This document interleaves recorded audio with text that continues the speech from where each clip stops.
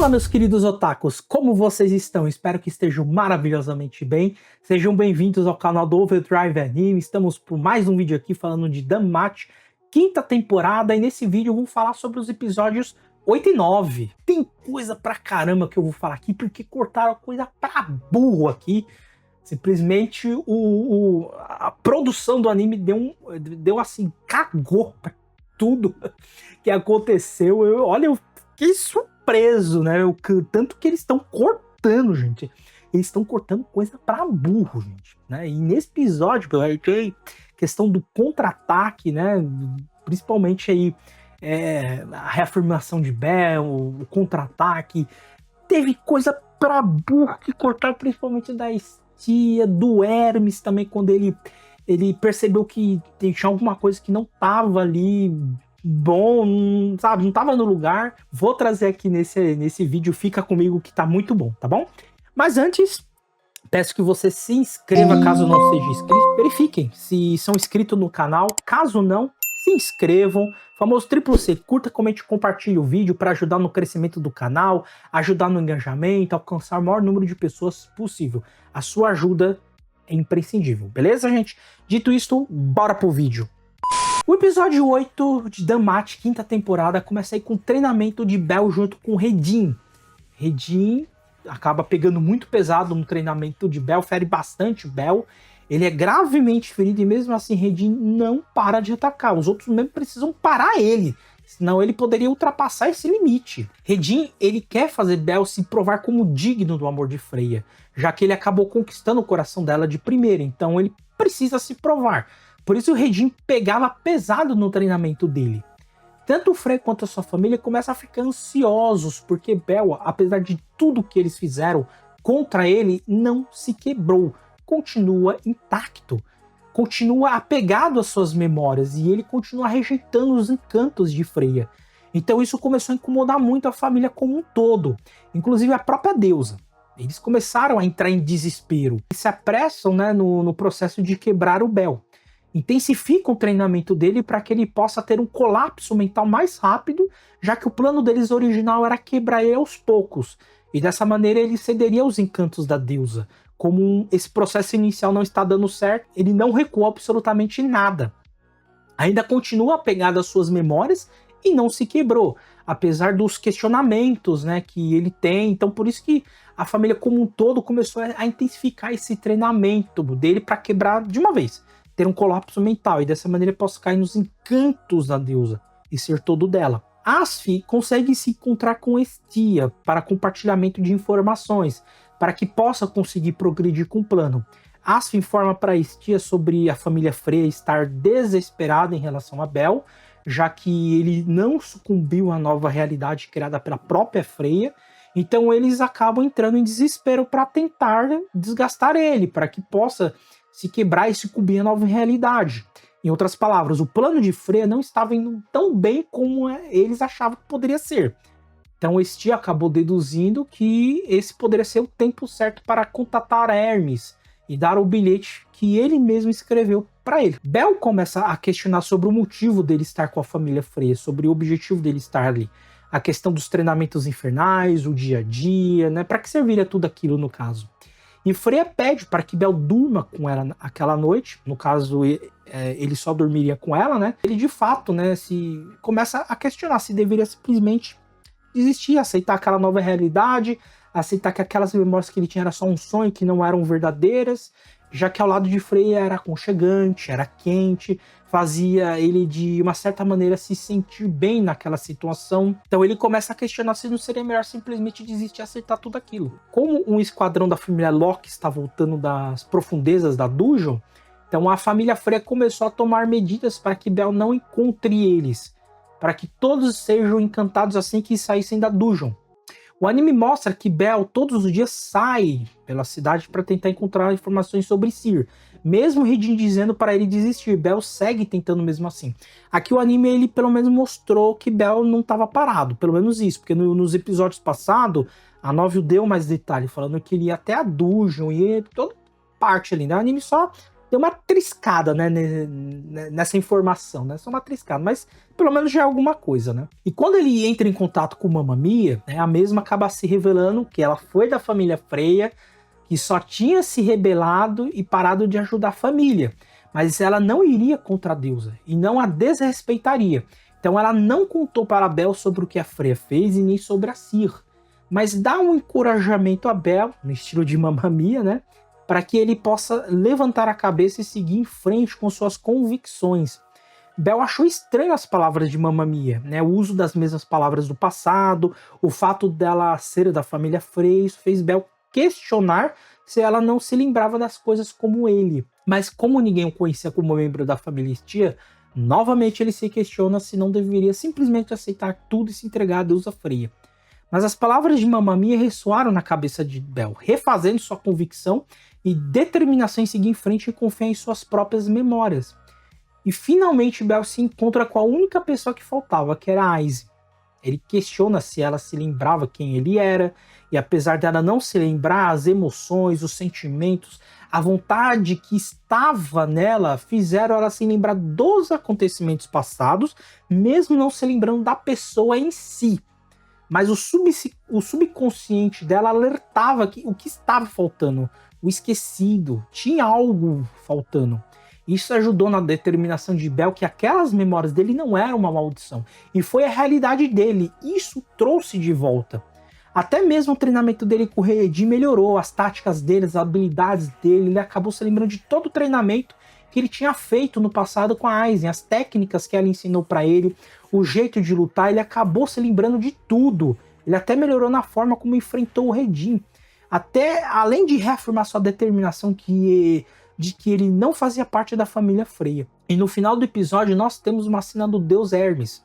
Ele começa a perceber que está em um loop, as coisas que ele faz e o que ele disse e repete essa situação várias vezes. As anotações que ele fazia que acabam sumindo, ele refaz as mesmas anotações e depois some de novo. Então ele começa a questionar que algo estava acontecendo. E ele até mesmo deixou palavras específicas para os membros de sua família.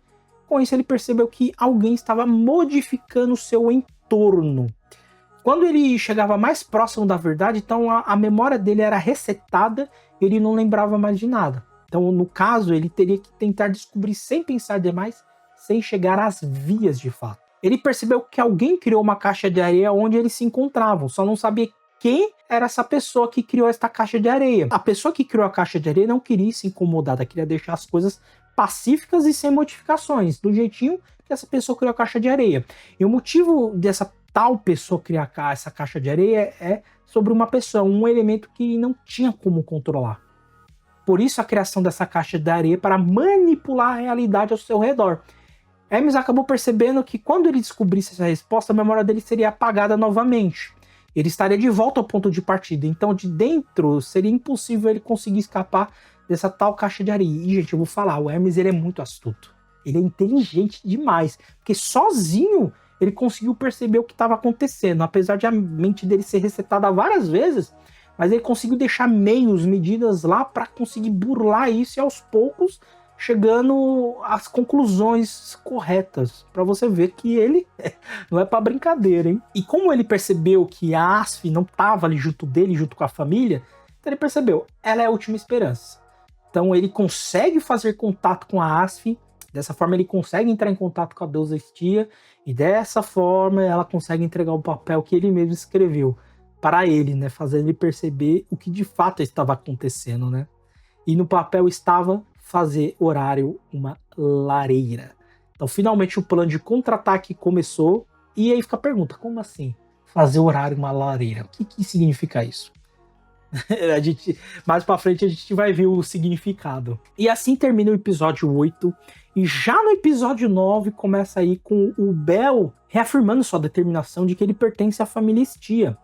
E quando começa a questionar o que ele poderia fazer a partir de agora, um ataque acontece à mansão da família Freya. E quem começa esse ataque é Ryu. Alguém ajudou ela a sair da prisão e pelo rosto embaixo do manto parecia ser a Or. Ryu começa a atacar e a causar uma confusão enorme dentro da mansão. Então, enquanto isso, os membros da família Freya ficam de guarda no quarto de Bel para que ele evite entrar em contato com a pessoa que começou o ataque. E Bel começa a perceber que o motivo de todas as pessoas não o reconhecerem como membro da família Styr era por causa do próprio charme da deusa Freya. E o motivo por estar tentando impedir que ele entre em contato com a pessoa que está atacando a mansão era porque essa pessoa não estava sob a influência do charme de Freya. Então demorou, mas parece que Bel começou a raciocinar um pouco aqui, né? Agora, qual que é o objetivo de Or ajudar a Ryûn? Por quê? Né? Fica esse questionamento, né? Bel simplesmente seguiu as ordens da família Frey e ficou esperando no quarto. Alguém teve que nocautear os guardas para que ele pudesse seguir essas pessoas. E o Rei Jin tá vendo tudo ali de cantinho. E quem ajudou Bel a se livrar dos guardas foi a Or. Em um espaço vazio, somente os dois, né? Ela começa a atacar Bel, odiando por ter roubado o coração da deusa e nem conseguia notar o que a deusa queria dele. Era para ele aceitar o amor da deusa. E depois das coisas que ele fala para ele, né? Do que ela fala para ele, e chorando, parece para ele perceber logo a situação, Bel finalmente descobre que Freya é Cyr. Freya e Cyr, né, são as mesmas pessoas.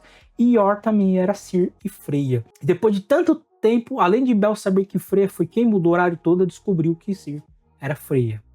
Or entrega a adaga de Styr para Bel e nas mãos de Bel ela se joga contra essa adaga e acaba perfurando o seu peito. Or ficou nesse desespero porque não aguentava mais ver a sua deusa se afundando em desespero e mágoa e culpa. Porque ela não conseguia fazer Bel ser dela e Or conseguia sentir essas emoções da deusa. Por isso o desespero. No final, Or se transforma em Cyr bem na frente de Bel e pede para que ele a salve. Freya sente tudo e vê tudo isso acontecendo. Então ela pede para o Ottar salvar a Or. E quando Bel vai ao encontro de Freya, a mesma acaba contando tudo. Que ela era Cyr, foi um personagem que ela criou para sua própria diversão, que era tudo encenação. Bel não acredita muito nas palavras de Freya. Ele está convicto que Cyr é uma parte real de Freya, mesmo ela negando isso. Bel tem o desejo de salvar tanto a Cyr como a Freya. Como foi ele que machucou as duas, rejeitou as duas, ele tomou essa responsabilidade para ele. E eu vou falar um negócio para você, só o fato de você rejeitar uma pessoa, né, ele tem essa dívida, cara, ele não é obrigado a aceitar, entendeu? Ele não é obrigado. E ele, a maneira como ele falou com a Cyr naquele momento foi até respeitoso e com calma, né, considerando ali os sentimentos dela. Então essa parte aí é um pouco até hipocrisia da parte dele e é um pouco bosta da parte dele também. Pra quê fazer isso? Na verdade, né, depois eu vou falar um pouco sobre Bel, porque às vezes Bel dá um pouco de raiva, né, nesse tipo de horas, né. Quando tava acontecendo isso, nessa conversa da Freya com Bel, nessa hora a marca da deusa nas costas de Bel começa a queimar. E a poção que Freya tinha colocado nele, né, nas costas de Bel, se quebra, revelando a marca do pacto de Estia. Uranus acaba informando para Freya através de Fels que isso era a chama sagrada. O plano de Hermes ao fazer o horário, uma lareira, estava em andamento. As lenhas que distribuíram na cidade toda estavam com o icoro de Estia. E Uranus tinha ordenado que a família Hermes distribuísse essas lenhas na cidade toda e acendesse, assim que distribuísse. Entregava na pessoa e já acendia. As duas cartas que ele recebeu de Estia foram a chave. O primeiro foi o memorando que ele escreveu, transformar o horário em uma lareira. O outro apontou para o local onde o icor de Estia estava escondido. E eu vou falar mais isso, tá? Na Light Novel, porque o anime cagou também para isso. Só mostrou uma carta, né? Vou falar mais sobre a segunda carta, né? Porque foram duas cartas que ele recebeu. O primeiro, que era fazer o horário uma lareira. E o segundo apontava onde estava o icor de Estia escondido. E como Estia não conseguia se mover enquanto estava sob observação, a Asf havia armazenado sangue em um item mágico levado para fora enquanto invisível. Ela estava fixada sobre uma mesa no canto de um bar subterrâneo e decadente que Hermes gostava e frequentava regularmente. Recuperando o licor de Estia, ele derramou uma única gota em cada tronco que tinha sido trazido pela guilda. Quando todas foram acesas, a chama sagrada se ativou, afetando todas as pessoas.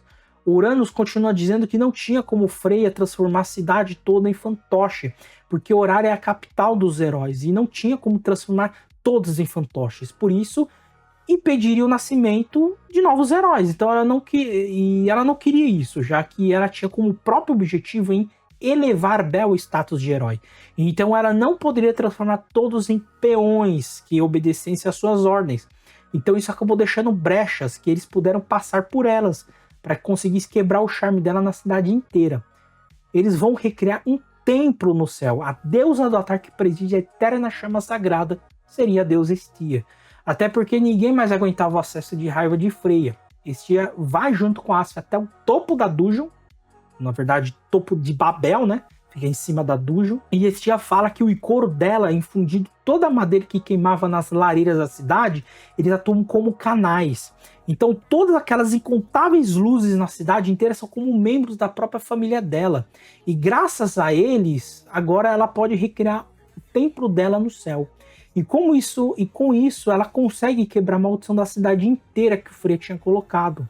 Agora a cidade inteira conseguia se lembrar daquilo que tinha esquecido, que Bel pertence à família Estia. Ryu estava encurralada na mansão da família Freya e Aiz, junto com a Tione e Tione, chegam para ajudar ela a lutar contra a família Freya. Como todos da cidade se lembram que tinham esquecido, eles também tinham as memórias do que a Freya tinha feito com eles, sobre as memórias deles serem alteradas. Então a cidade inteira começou a ficar contra a família Freya. A cidade inteira queria atacar a família Freya, mas como Loki falou, a guilda não aprovaria uma guerra total que poderia colocar Horário em perigo.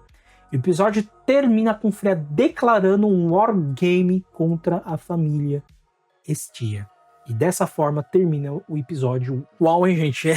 Esse episódio começou a melhorar. Ficou bom ali no episódio 4, 5, né? Episódio 6, 7, até o 8 ficou ali um pouquinho morno, mas o 9 começou a ficar bom de novo. Gostei bastante dos esquemas de Hermes, da Estia, a cena da Estia usando um pseudo templo dela no céu ali, foi incrível essa cena. Eu amei essa cena, tá, gente? E sobre a questão de adaptação da novel, né, o episódio 8 adaptou uma parte do capítulo 5. O capítulo 5 é o último capítulo, tá?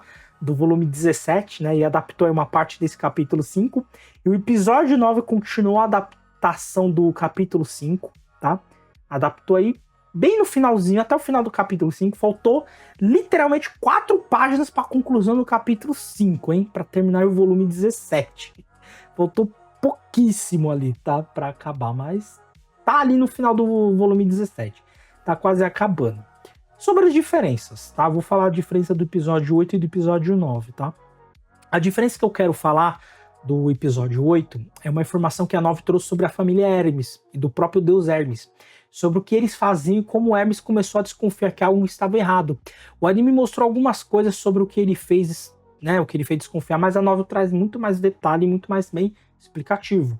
A família Hermes serviu como mensageiros e comerciantes de informações, dava suporte a viajantes, lidava com propostas de negócios de vários comerciantes, enquanto também explorava a dungeon. Eles recebiam documentos sobre relatórios de progresso, contratos e todo tipo de papelada. O que fez Hermes desconfiar de que algo não estava normal, foi que ele não ficava em um único lugar por muito tempo. Ele sempre estava fazendo viagens, e ele estava já em horário fazia 4 meses. Então ele percebeu que a razão que as viagens dele pararam foi que algo o estava prendendo na cidade.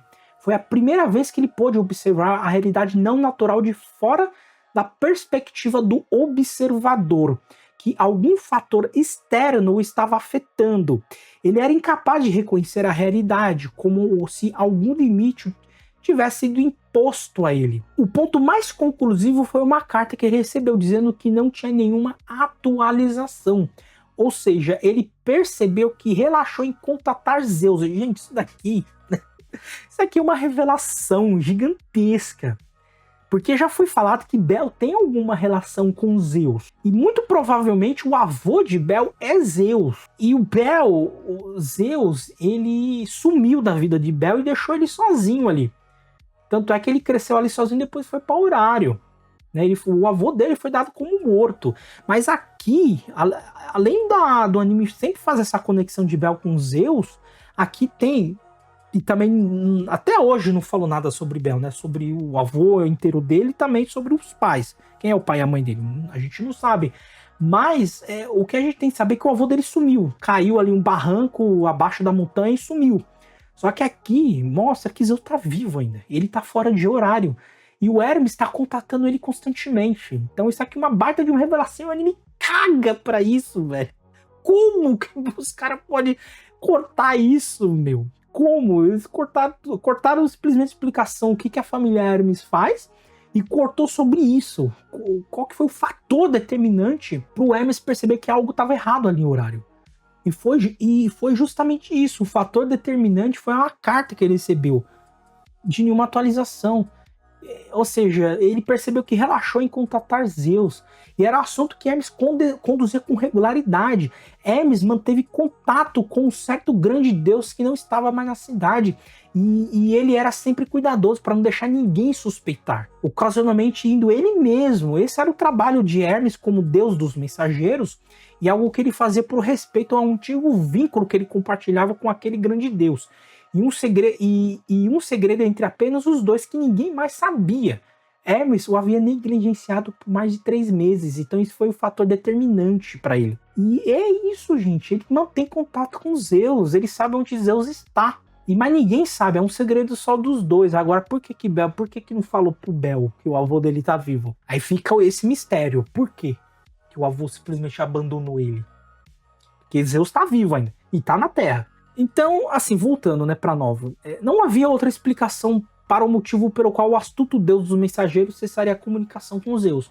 O problema é que aqueles 3 meses turbulentos não estão em lugar nenhum nas memórias de Hermes, ou em nenhum dos registros da cidade. Então a única explicação que ele conseguiu pensar era que suas memórias foram manipuladas em algum momento, sem que o eu dele percebesse. E a divergência causada pela barreira entre o consciente e o inconsciente forçou Deus a perceber a contradição. Com isso, ele percebeu que estava passando por algum tipo de loop em seus pensamentos. E depois disso, tivemos uma explicação mostrada no anime. E com a exceção de que foi cortado, né, a parte onde Hermes consegue chegar na conclusão de quem alterou tudo foi a Freia. E quando ele chega a essa conclusão, as memórias dele passam por mais um reset e ele é obrigado a fazer tudo novamente. Mesmo processo que foi mostrado no anime, com suas crianças, né? O anime cortou essa parte aí. E tivemos uma modificação no anime sobre a cena do Hermes gritando para Asf.